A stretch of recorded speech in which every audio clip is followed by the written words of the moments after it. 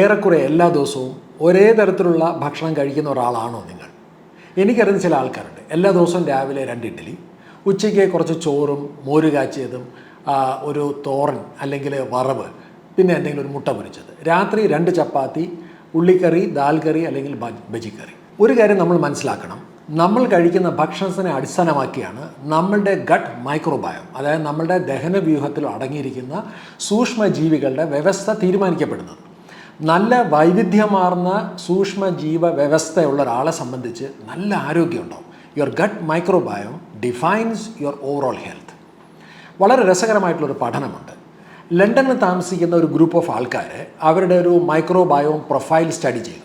അതിനുശേഷം ഈ ആൾക്കാരെ മൊത്തം ഒരു ആഫ്രിക്കൻ ട്രൈബ് ഏരിയയിലോട്ട് 3 ദിവസത്തേക്ക് മാത്രം അവരെ മാറ്റി പാർപ്പിച്ചു. അവിടുത്തെ ഭക്ഷണം, അവിടുത്തെ വെള്ളം, അവിടുത്തെ ചുറ്റുപാട്, അവിടുത്തെ പാനീയങ്ങൾ മാത്രം എക്സ്പോസ്ഡായി. തിരിച്ച് 3 ദിവസത്തിന് ശേഷം വീണ്ടും ലണ്ടനിലോട്ട് വന്നിട്ട് അവരുടെ മൈക്രോബയോം പ്രൊഫൈൽ അനലൈസ് ചെയ്തപ്പോൾ അവരുടെ മൈക്രോബയോം പ്രൊഫൈൽ കംപ്ലീറ്റ്ലി ചേഞ്ച്ഡാണ്.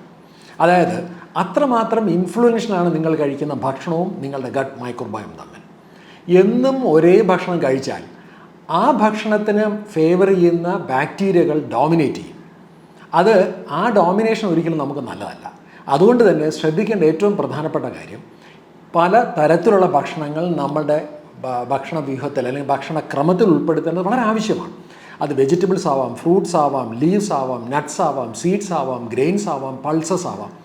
ഇന്നലെയും മിനിയാന്നും കഴിച്ച അതേ ഭക്ഷണമാണോ നിങ്ങൾ ഇന്ന് കഴിക്കുന്നതെങ്കിൽ ഒന്ന് കറക്റ്റ് ചെയ്യേണ്ടത് ആവശ്യമാണ്.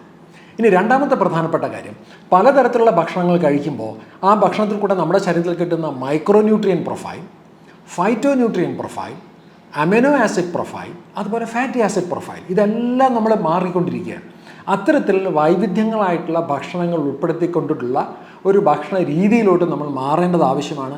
കാരണം അത് നമ്മളുടെ ഹെൽത്തിൻ്റെ ഓവറോൾ ഹെൽത്തിൻ്റെയും ഗട്ട് മൈക്രോബയോമിനെയും ഏറ്റവും കൂടി ഇൻഫ്ലുവൻസ് ചെയ്യാവുന്ന എളുപ്പമുള്ള മാർഗ്ഗങ്ങളിലൊന്നാണ്.